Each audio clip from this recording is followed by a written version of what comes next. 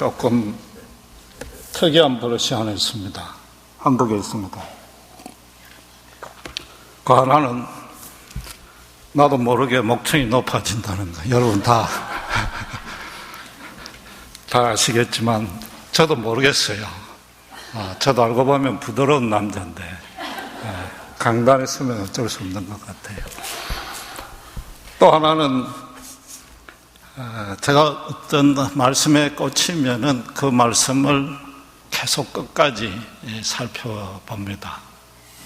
오병이의 기적만 해도 10번이고 20번이고 참으로 살펴볼 내용들이 많은데 너무 그러면은 제가 2달 읽고 가는 동안 오병이의 목사라고 본의 아니게 별명이 붙을 것 같아서 오늘 하고 다음 주까지 3번으로 거치겠습니다. 목사는 예수만 전하기에 저를 예수 목사라고 기억해 주면 그만큼 큰 영광이 없을 줄 믿습니다. 잠시 기도하겠습니다. 하나님 아버지, 늘 감사합니다. 부족한 종이 주님의 부르심에 따라 또 떨리고 두려운 마음으로 섰습니다. 정말 예수 그리스도의 그리스도 되심을 말씀을 통해 풀어주시고 우리의 어리석은 심령들을 주님의 은혜로 채워주시옵소서. 감사합니다. 우리 주 예수 그리스도 이름으로 기도드렸습니다. 2주 전에는 오병이의 기적에 관한 가장 근본적인 오해를 살펴봤습니다. 그 소년이 도시락 1개를 바쳤는데 받은 복이 2개도 아니요 1개뿐이었다는 사실에 주목해야 된다고 말씀드렸습니다. 그 소년이 무슨 믿음이 크고 어떤 큰 비전을 가지고 가진 것 아낌없이 바쳤더니 하나님이 수천 배로 갚아주셨다는 뜻이 아니라는 겁니다. 오늘은 제자들이 갖고 있는 믿음에 대해서도 많이 오해하는 측면이 있기 때문에 살펴보기를 원합니다. 제자들이 사람들대로 밥을 사 먹도록 돌려보냅시다 그랬고, 또 우리가 갖고 있는 게 떡 5개와 물고기 2개뿐입니다 라고 말한 것이 너무나도 쉽게 예수님의 능력을 불신한 탓으로 얘기해버립니다. 스승은 그 굶주린 무리가 불쌍해서 혼자서 막 예를 서는데 제자들은 어려움을 겪는 사람을 외면하고 자기들의 편안함만을 추구했다고 비판까지 하는 것입니다. 2주 전에 말씀드린 대로 당시에 한 끼 굶는 것은 예사입니다. 6월절로 예루살렘으로 여행하는 중에는 더 그렇습니다. 요즘도 수련회 마치면은 그 은혜를 기념하기 위해서 마지막 한 끼는 금식으로 마감할 수 있는 것입니다. 날이 어두워서 배가 고프고 그러니까 집회를 마치고 빨리 저 사람들을 밥 먹을 수 있도록 조치를 취해 줍시다라고 제자들이 먼저 제안했단 말이에요. 그 무리들의 필요를 예면한 게 아닌 것입니다. 요즘처럼 야간 조명 시설도 없는 형편에 제자들로서는 그 주어진 상황을 자신들의 지정의를 동원해서 적합하게 판단한 것뿐입니다. 거기에 무슨 도덕적, 종교적 하자가 전력 개입할 필요도 없고 구태여 믿음으로 연결해서 따질 필요도 없다는 것입니다.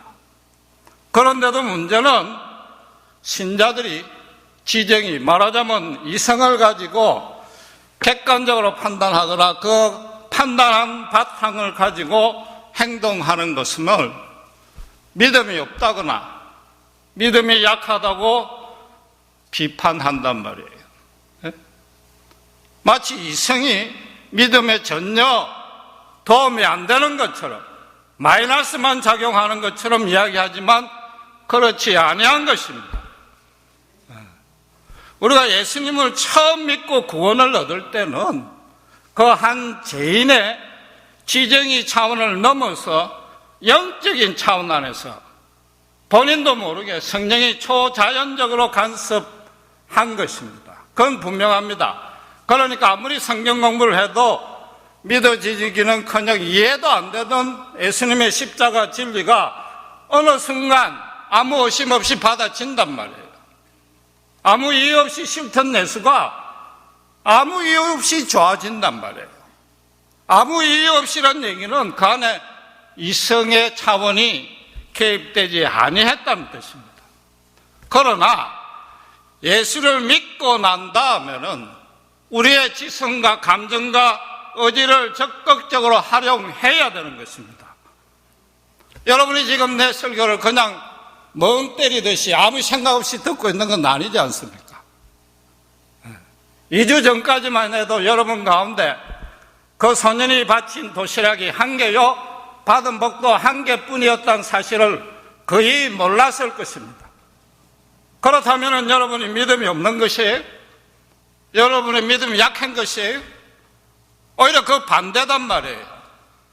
믿음만 너무 강조를 하니까 이성적인 판단을 할 엄두조차 못 낸 것이란 말이에요. 여러분, 지성, 감정, 의지 하나님이 주신 겁니다. 아주 좋은 선물입니다. 감정은 아주 좋은 것입니다. 그걸 잘못 사용했기 때문에 나쁜 것인가, 마찬가지로 이성을 잘못 적용한 것이 문제일 따름인 것입니다.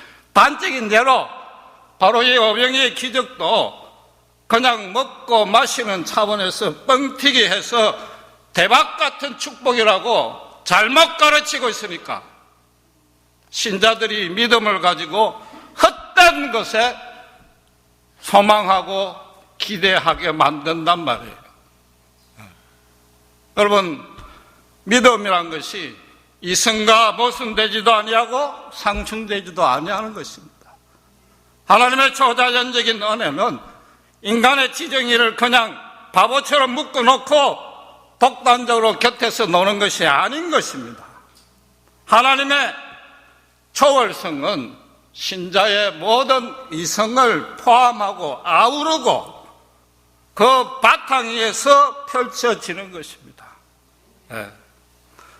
그래서 믿음이란 것은 오히려 신자의 이성이 하나님의 절대적이고 완전한 그 지혜 안에서 흐트러졌던 그 지정의가 다시 한번 올바르게 정돈되고 회복시키는 과정이 믿음인 것입니다.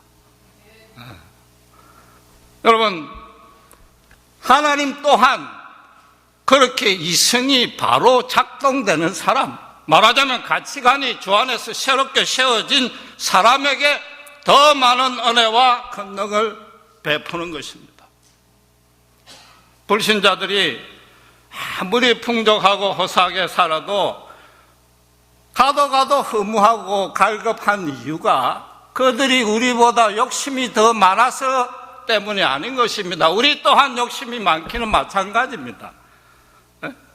그들 중에 절제를 잘하고 심지어 무소유를 실천하는 아주 선한 사람도 많이 있습니다. 그러나 그들은 하나님을 모르기 때문에 자기의 지성과 감정과 의지를 하나님 안에서 하나님이 원래 목적하고 의도했던 그대로 정돈이 되어 있지 않기 때문에, 혼돈 상태에 있기 때문에 쉽게 말해서 자기가 어디서 와서 어디로 가는지조차 모르니까 무엇을 한들 거기에 만족이 있을 수 없는 것뿐인 것입니다. 신자도 그런데 불행하게도 이전에 그 불신자 시절의 습성이 남아서 이 이성을 잘못 적용하고 있는 경우를 많이 발견할 수 있습니다. 여러분, 이사야서 55장 8절 9절 가보시기 바랍니다. 제가 가진 성경은 1034페이지입니다. 이사야서 55장 8절 9절 제가 봉독하겠습니다. 여호와의 말씀에 내 생각은 너희 생각과 다르며 내 길은 너희 길과 달라서 하늘이 땅보다 높음같이 내 길은 너희 길보다 높으며 내 생각은 너희 생각보다 높으니라. 이사야서는 한마디로 말해서 우리 생각과 하나님의 생각이 다르다는 겁니다. 이사야서는 40장 이후로는 끝까지 순환받는 종으로 오실 메시아 그리스도에 대한 예언입니다. 그래서 이 전체적인 문맥상의 뜻은 앞으로 이 구원의 길이 너희들 생각하는 것처럼 율법으로 어떤 인간의 공적이 아니라 오직 예수 그리스도 십자가의 은혜로만 구원받을 것이라는 것이 근본적인 뜻입니다. 그런데 참으로 흥미롭게도 이 본문 안에 우리의 생각과 하나님의 생각이 다른 부분이 포함되어 있습니다. 그 내용에 있단 말이에요. 여러분의 이성을 동원해서 잘 따져보시기 바랍니다. 뭔가 하면은 우리는 항상 하나님이 높으니까, 크니까 우리와 다르다고 생각하는데 성경은 분명히 그분은 우리가 다르니까 높다고 선언하고 있단 말이에요. 이게 그냥 단어 순서 하나가 바뀐 게 아니고 그 안에 그 엄청난 차이가 있는 것입니다. 하나님의 높으심, 크심, 전지전능하심, 하나님의 능력이 있단 말이에요. 하나님의 크심이 항상 하나님의 다르심보다 앞에 나오면 어떻게 됩니까? 하나님, 제가 이 어려운 가운데 그렇게 교회 봉사 많이 하고 헌금 많이 드리고 모든 모임에 빠지지 아니하고 열심히 했는데 이렇게까지 오랫동안 기도했던 이 간단한 문제마저 왜 해결 안 해주십니까? 하나님에게 불만, 의심을 지을 수밖에 없단 말이에요. 그 이유는 뭐예요? 하나님이 나와 다르다는 생각을 못한 것이죠. 큰 비전을 품고 한 가지 목표를 가지고 뜨겁게 기도하는 것, 거기까지는 오케이지만은 그보다 더 좋고 완벽한 계획을 하나님이 예비하셨을 수 있다는 사실을 모른단 말이에요. 여러분, 믿음의 출발이란 것이 하나님이 크시다는 데 두지 마시고 하나님이 다르시다는 데 두셔야 되는 겁니다. 하나님은 절대적으로 하나님이시고 인간은 절대적으로 피조물에 불과한 인간이단 말이에요. 하나님에게는 수백만 가지의 다른 길이 있고 우리 생각과 다른 가능성이 있는 것입니다. 우리 눈에는 사방이 완전히 다 막혀서 도저히 출구가 없는 것 같아도 그런 상황에도 여전히 하나님의 가능성은 수백만 가지가 있단 말입니다. 신자가 절망의 나락에 떨어질수록 하나님은 더 오묘하고 신기하고 풍성하고 유익한 길로 예비해 놓으신 것입니다. 우리 주위 여건이 형편이 내 신세가 너무나 보잘것없고 어디 내세울 것 하나 없어도 그 안에 역사하는 하나님의 은혜는 말로 표현할 수 없을 정도로 아름답고 풍성한 것입니다. 하나님 앞에 이 기도를, 내 기도를 꼭 이루어 주신다, 죽기 살기로 믿고 기도하는 것, 어떤 면에서는 너무나 어리석게도 하나님의 가능성을 그 하나로 제한하는 것이죠. 하나님이 예비해 놓으신 더 풍성하고 더 아름다운 수백만의 은혜를 받을 길을 자기가 스스로 차단하는 것이요, 기도 응답받을 확률을 수백만 분의 1로 줄이는 것이죠. 하나님에게 수백만 가지의 가능성이 있다는 것은 하나님을, 여러분 모든 일을, 각자를 서로 다르게 사랑한다는 것입니다. 한 사람 한 사람에게 가장 적합한 사랑으로 사랑하시는 것이요, 여러분 한 사람 한 사람이 지구상에 오직 한 사람뿐인 걸로 여기시고 대우하신단 말이에요. 신자에게도 마찬가지로 한 사람의 신자에게도 이전과 비슷한 동일한 환경과 사건 같이 많은 이전에 받았던 은혜와 내가 지금 받고 있는 은혜와 내일 받을 은혜는 전혀 다른 것입니다. 하나님은 절대로 세상의 어느 것으로도 묶일 수도 없고 영향받을 수도 없습니다. 이 우주에 완전한 자유를 누리시는 유일한 존재인 것입니다. 자유라고 해서 우리처럼 내 기분 마음대로 하는 그런 것이 아니고 우리 인간처럼 지정이가 뒤죽박죽이 된 분이 아니고 그분은 100% 완전한 진리요 선이요 아름답기 때문에 완전히 자유로우신 분인 것입니다.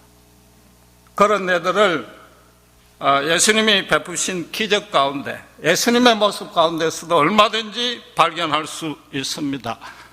마태복음 8장에는 한 문둥병자가 고쳐달라고 예수님께 요청했습니다. 그럴 때 8장 3절에 예수님이 손을 내밀어 저에게 대시며 고쳤습니다. 피부가 썩어서 고름이 줄줄 흐르는 그 문둥병자에게 손을 내밀어, 이건 아주 적극적인 행동입니다. 전혀 주저함 없이 손을 갖다 댄 것입니다. 알다시피 문둥병자는 당시에 어느 누구도 상종도 아니했고 율법에서조차도 격리시켰고 문둥병자가 혹시라도 어디 이동할 때 자기가 레프로 스스로 고함쳐가지고 다른 사람을 피하게 만든 그런 존재입니다. 하나님께 저주받았기 때문에 도저히 천국 갈 수 없는 존재라고 모두가 피했는데 단 한 명도 예외 없이 피했는데 그 단 한 명의 예외가 예수님이었단 말이에요. 인간이 아니었다는 얘기죠. 그분만이 하나님이었단 말입니다. 그 문둥병을 고쳐서 하나님이 아니고 그건 하나님의 능력에 비하면 식은 죽 먹기입니다. 하나님만이 보여줄 수 있는 무한하고 일방적이고 무조건적이고 변함없는 그런 사랑을 보여주셨기에 하나님인 것입니다. 흔히들 신유의 기적이 일어날 때 머리끝부터 해서 발끝까지 뜨거운 물이 팍 간통했더니 나았다고 얘기를 하는데 물론 그럴 수 있습니다. 그러나 이 나병 환자에게만은 여러분 자기는 평생에 처음으로 스킨십을 해본 겁니다. 남들과 악수도 못 해봤습니다. 예수님이 그걸 그냥 손으로 만지고 고쳐주시니까 그 감동이 그 말할 수 없는 감동이 머리끝부터 발끝까지 쫙 내려감으로 해서 나으신 겁니다. 또 마태복음 12장에 가보면은 손 마른 자 이렇게 굽어서 펴지지 아니한 자를 고쳐주는 사건이 나오는데 그 전에 바리새인들이 예수님에게 꼬투리를 잡으려고 안식일에 사람을 고쳐주는 것이 옳습니까? 라고 물었습니다. 그러자 예수님이 너희 양이 구덩이에 빠지면 안식일에 빠지면 안 거저줄 것이냐? 반문했습니다. 그러고는 어떻게 했는가 하면은 손을 내밀라 그랬습니다. 아까는 당신께서 손을 내밀어서 만졌는데 이제는 손 마른 자에게 손을 내밀라고 그랬단 말이에요. 말씀 한마디로 고쳐준 거 그게 아니고 그 정도가 아니고 그날이 안식일이었습니다. 예수님 손 땡기거나 안수하거나 노동행위를 전혀 안 했습니다. 말씀 한마디로 율법의 규정을 단 하나도 어기지 아니하고 완전한 치유를 이루신 겁니다. 각자 모두에게 필요한 은혜를 그 자리에 베푸신 겁니다. 이런 예수님의 은혜는 이 오병이의 기적에서도 마찬가지입니다. 예수님의 능력으로는, 그 크심으로는 말씀 한마디로 그 자리에서 바베큐 스테이크 먹일 수도 있고, 호텔 뷔페 차려놓을 수도 있고, 요즘식으로 우주인에게 먹이는 알약 하나씩 쫙 뿌릴 수 있습니다. 심지어 허기가 사라져라, 말 한마디로 맨날 며칠 먹어도 굶어도 배 아플 정도로 그 자리를 금식 기도 집회로 바꿀 수 있단 말이에요. 그러나 그렇게 하지 않냐고 모든 이에게 똑같이 도시락 한 개를 가지고 다 같이 나눠 먹게 하신 까닭은 다른 방법으로 했다가는 그 사람들이 이해를 못하는 거예요. 그 당시 형편에 예수님이 인간의 지적 이해 수준에 당신을 낮춰서 이해할 수 있게끔 기적을 베푸시고, 그런 가운데도 당신의 당신다우심은 분명하게 드러낸 것이단 말이에요. 하나님의 은혜가 모든 얘기에 다르다고 해서 절대로 랜덤으로 무작위로 베푸지 아니합니다. 하나님의 은혜가 다 다르기 때문에 하나님은 그 자리에, 그때에, 그 경우에 그 사람에게 꼭 필요한 가장 유익한 은혜를 베푸시는 겁니다. 하나님이 우리에게 주시는 은혜와 권능은 순서와 방법과 장소와 사람과 시간과 과정과 결과까지 완벽하게 디자인하신 후에 시계 톱니바퀴가 물리듯이 한치의 오차 없이 진행되는 것입니다. 그래서 우리들 한난 중에 기뻐하라, 감사하라 그러는 겁니다. 한난조차도 하나님의 정교한 디자인인 것입니다.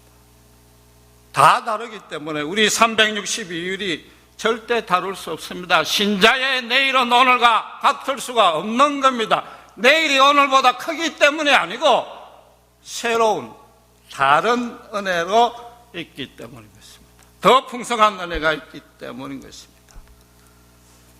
그런데 예수님이 그 말씀으로 안식일에 손 마른 자를 고쳐주자 바리새인들이 어떤 반응을 보인지 아세요?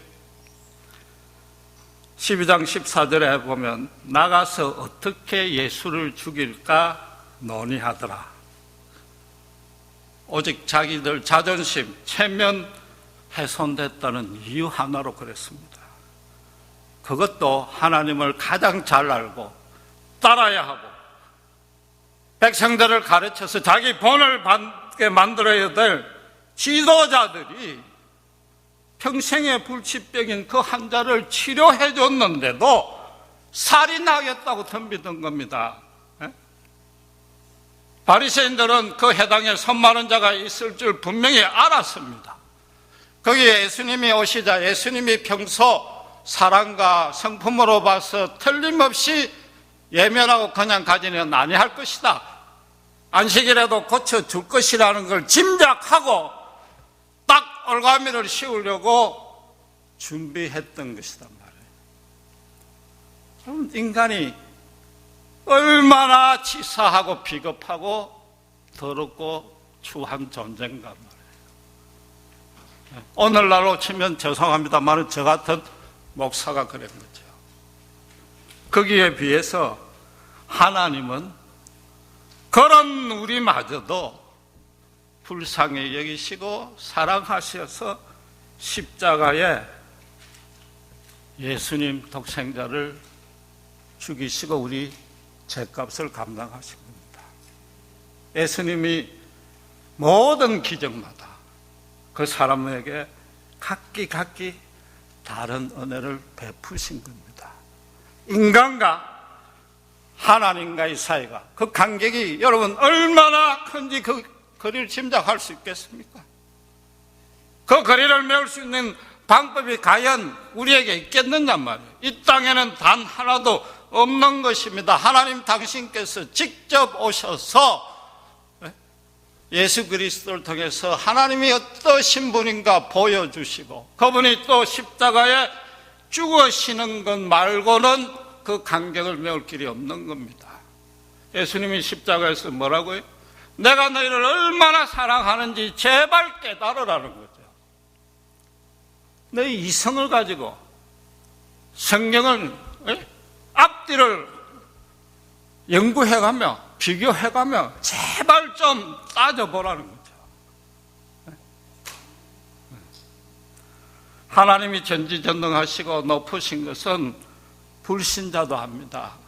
어린이도 다 합니다. 높으심만 붙들고, 그러니까 자꾸 믿음만 키우라고 하는데, 여러분 믿음이 수치로 뭐 키워집니까? 솔직히 여러분에게 한번 물어봅시다.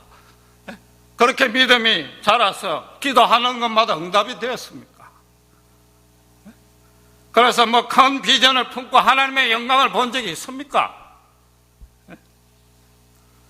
그렇다고 해서 여러분의 믿음이 없는 거예요? 믿음이 적은 거예요? 아니단 말이에요. 하나님의 다르심을 자꾸 잊고 있는 겁니다. 하나님의 크심만 붙들고 있는 겁니다.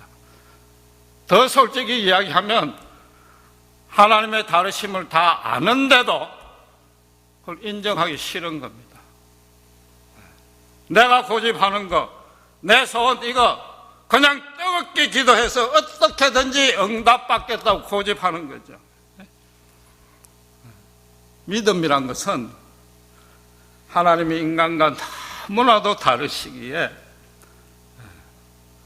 예수님의 십자가의 사랑이 그 깊이와 높이와 넓이와 길이가 너무나도 다르기에 그걸 계속해서 그런 사랑이 내 삶의 세밀한 구석에 어떻게 드러나고 있는지 따져보고 또 따져보고 묵상하고 말씀과 비교해보고, 그래서 그 다른 은혜, 새로운 은혜를 발견했다면 신자 또한 이전의 불신자 시절과는 전혀 다른 반응을 보이는 것이 믿음인 것입니다. 다르게 살아가는 것이 믿음인 것입니다. 다르게 적용을 해야 되는 것입니다. 그때 비로소 내가 정해놓은 비전이 아니고 하나님이 나에게 보여주시는 비전, 내 일생을 통해서 이루시고자 하는 소명 계획을 발견할 수 있고, 또 내가 다르게 반응할 때 그 비전이 달성이 되며 하나님의 영광을 볼 수 있게 되는 것이단 말이에요. 여러분, 인간이 지정이 안에 한계에 묶이는 것, 우리가 그럴 수밖에 없는 것, 제자들이 그 정도 대답밖에 못한 것, 그 자체가 나쁜 건 결코 아닌 것입니다. 그건 죄도 아닌 것입니다. 우리 모두가 그럴 수밖에 없는 존재인데, 불신자들의 경우에는 그걸 모르고 우리는 알게 된 것 그 차이입니다. 그 안 되는 이성을 가지고 끝까지 자꾸만 자기가 해결하려는 것, 그게 하나님에 대한 죄단 말이에요. 여러분, 그 제자들이 아무리 믿음이 좋았다 할지라도 도시락 한 개 받쳐가지고 그 자리에서 순간적으로 2만 개 만들어내실 것이라고 그들이 상상이나 됐겠습니까? 안 그래요? 그 보는 기적마다 전부 새로운 기적인데. 그러나 그들은 그 전에 예수님께서 베푸신 기적을 몇 가지를 보고 나니까 그 다음에 이제 예수님이 그 도시락 한 개라도 가져오라, 그러니까 제자들이 그냥 막연하게 예수님이 뭔가 일을 일으키시겠구나, 그렇잖아요. 그거였단 말이에요.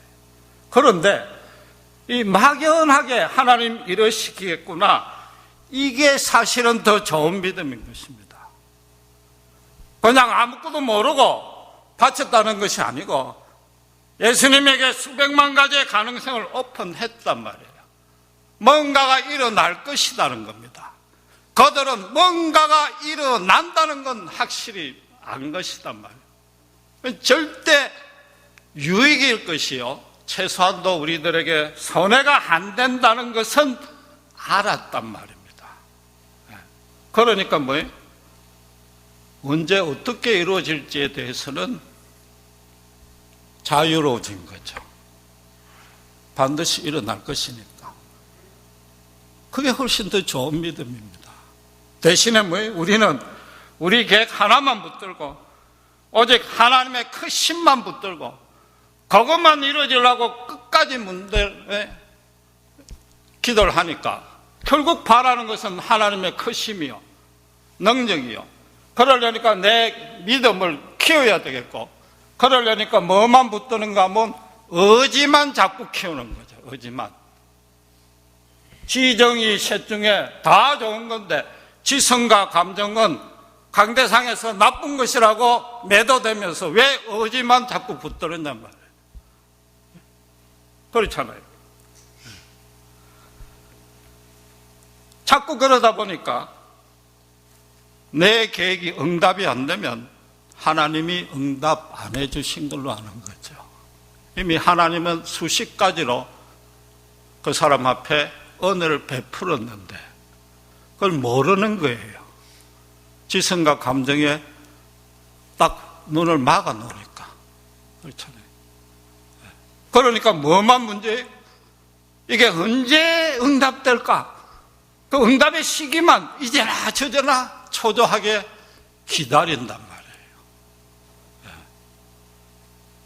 지금까지 우리 모두의 믿음의 실수가 그겁니다.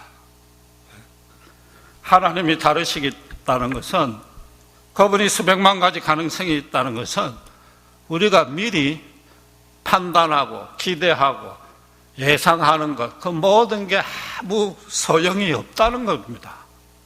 그럼에도 불구하고 우리는 어리석고 연약하기 때문에 하나님이 어떻게 다루실지 모르기 때문에 내 지성과 감정과 이성, 의지를 모든 걸 동원해서 내가 소원하는 것, 내가 하고 싶은 것, 내가 계획하는 것, 내가 힘든 것 무엇이든지 기도하셔야 됩니다. 기도하셔야 돼요. 그러나 이전에는 뭐예요? 언제 응답될까만 초조했는데 이제는 뭐예요? 응답은 되니까. 결과는 나에게 절대 손해가 아닌 걸 아니까 기대하는 거죠. 설레는 거죠. 기쁜 거죠. 흥분을 가지고 기다릴 수 있는 것이단 말이에요. 네. 기도하십시다. 하나님 아버지, 나를 감사합니다.